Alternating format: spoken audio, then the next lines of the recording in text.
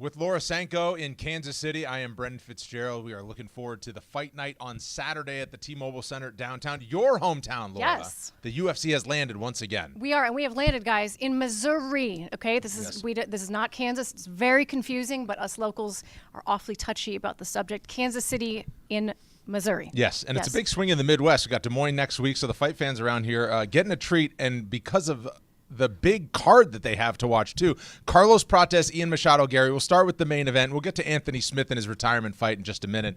But Ian Machado Garry, since he's arrived in the UFC, and even before then, highly touted as this can't-miss prospect, he has largely delivered, and he has the confidence to go with it. He has always been attached to Conor McGregor because of his heritage, but I honestly think it's more the vibes than anything else. He gives Conor vibes in that he is supremely confident. The way he just owned the room in the fighter meetings is truly unique. I know you can speak to that as well. You don't really often see a fighter come in on fight week with the level of energy that he always brings and the way that he envisions this fight so clearly. He feels like he's going to dominate Carlos Prates in every facet of the game. We hear that a lot from guys, right? Yes. We hear that from everyone. I'm going to beat him everywhere.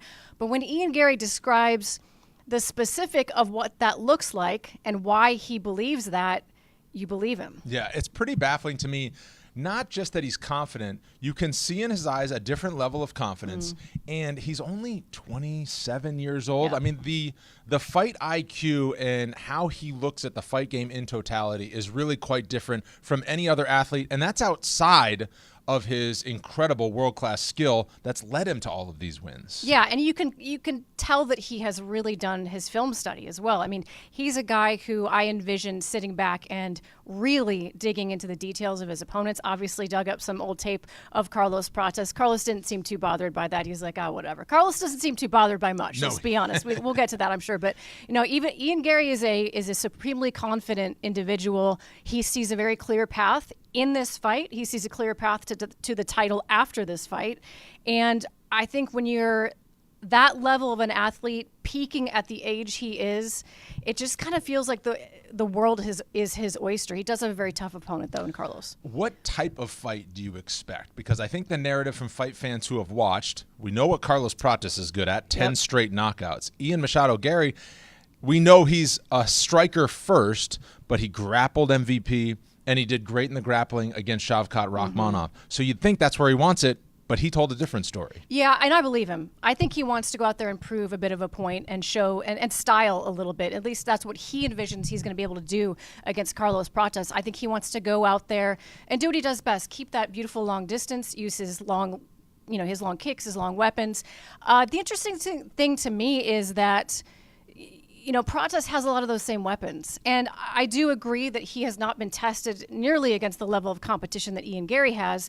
But we see this time and time again. Just because you haven't fought the same level of guys doesn't mean your skills are commensurate with the guys you've been fighting. We just don't know yet. There are still questions to be answered about Carlos Prates. And I think Ian Garry is going to try to, pose a lot of questions to him. I do think he'll look to grapple, but I think quite a bit of the fight is going to be spent with Ian Garry trying to look really clean on the outside, and Carlos Prates trying to put that power on him. Well, for Ian Garry, I mentioned this is a different spotlight for you because you're the last one to walk. You're in the main event. He's been on some of the biggest events the UFC has run since he's joined the UFC, but he's taking it in stride. Certainly won't be intimidated by the moment, but the story will be his and nobody else's, especially, of course, if he wins at the end of the night. For Carlos Prates, he headlined against Neil Magny last year. He's had the chance to go 5 rounds, but he hasn't needed to. He has not wanted to be, for Ian Garry saying, my favorite thing is to break my opponent over the long haul and show how much better I am. That's not the story for Carlos Prates. Yeah. What a rookie year he had. Yeah, no, he's not getting paid by the hour in any sense of the word. It's been phenomenal to see. And, I studied him, obviously, before he came on Contender Series. So in my mind, this stretch of knockouts goes way further than what we've even seen in the UFC. Incredibly impressive stuff. And what's crazy is I think we're just now seeing him take this sport truly seriously, which is what's crazy. Right. Both in terms of, just his mental approach, his professionalism in terms of the way that he trains, the way that he treats his nutrition. At the same time, he's still going to smoke. Yeah. We just found out he barely ever sleeps. Right. That was the whole topic in the fighter meetings.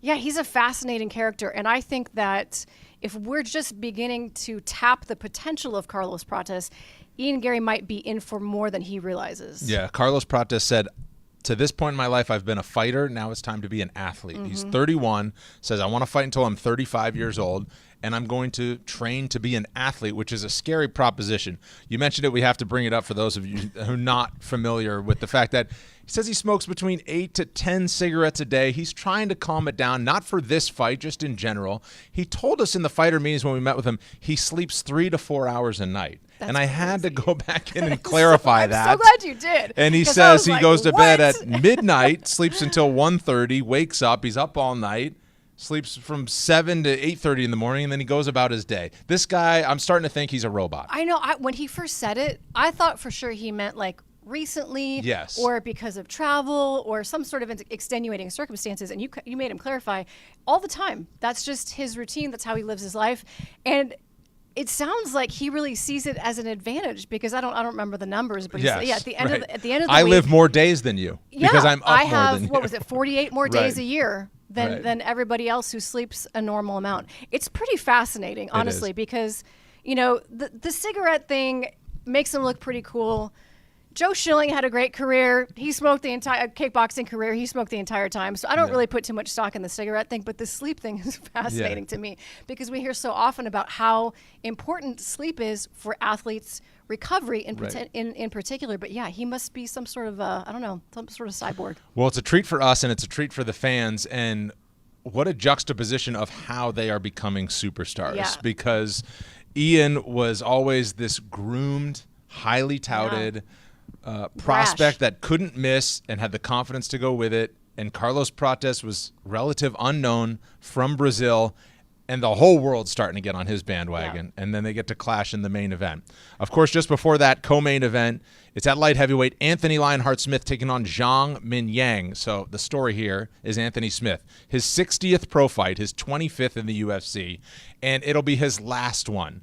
Bittersweet for a guy that we know and love really well. Yeah, I think it's bittersweet for all of us in this room right now. I mean, that's the unique thing about this whole situation is that Anthony is close with all of us on the broadcast team.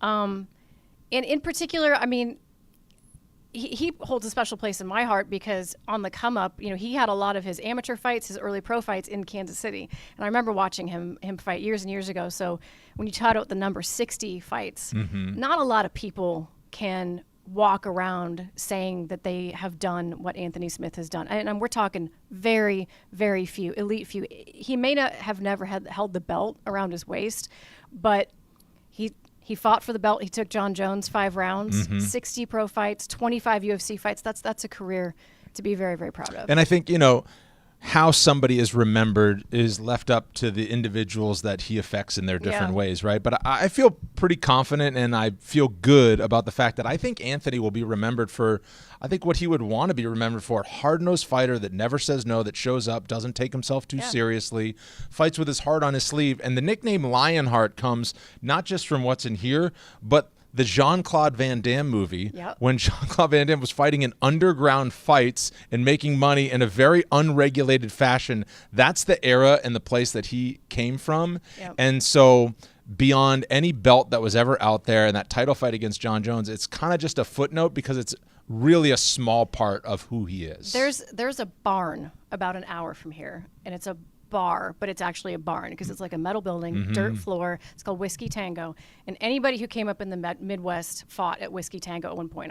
And Anthony fought at Whiskey Tango. You could smoke inside. The floor was dirt.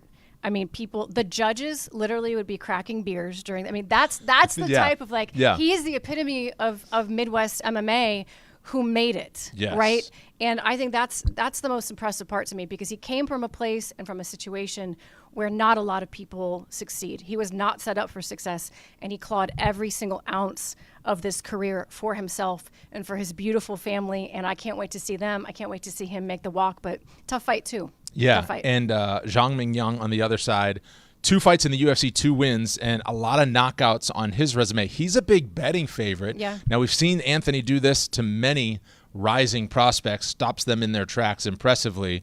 Zhang Mingyang, if you could speak about his abilities on the come up because he's young, he's big, he's talented, and he could be a boon for Chinese MMA. Well, he's almost hard to break down, honestly, because he's just knocking everybody out in the first round. That's the story on Zhang Mingyang is just how powerful he is. He's a lot younger. He is going to be more athletic than Anthony. He packs a giant punch.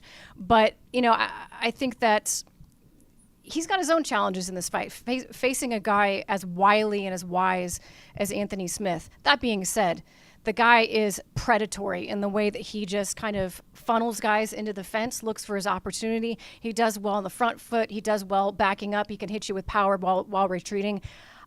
He's just a big, big force and a real challenge for Anthony's last fight. And Anthony says, we'll find out how good he is. Yeah. I'll test him for everybody else to see. That's what it is. There's a lot of questions about him because he's young in the UFC. He's young in fighting in general. Where he was fighting before, he was fighting a lot of fights he should have been winning. So there's still a lot of questions about him, and Anthony Smith's perfect person to ask those questions. And it's a perfect place to do it. Outside of his home city of Omaha, Nebraska, Kansas City had to be the place that he makes his final walk, so we can't wait for that. Speaking of Kansas City, not just Laura's hometown, not just where Anthony cut his teeth, David Onama moved from Uganda in Africa here when he was 10 years old. Big fight for him against Giga Chikadze. Also, Gage Young from nearby Sedalia, Missouri, about an hour outside of Kansas City, takes on Evan Elder, who's from outside of St. Louis. So there's a lot of Missouri flavor, and the fans are certainly going to be ready for it. Oh, yeah, absolutely. Listen, Kansas City, as we know, if you watch football, we have some fantastic, loud sports fans in the city. So they're very excited. I mean, everybody's been buzzing about this. I think particularly with this edition of this particular main event, elevated the card even more. But, those hometown guys are going to look to show out. Very excited for David, Gage, and Evan. I know all three of those guys really, really well. It's going to be kind of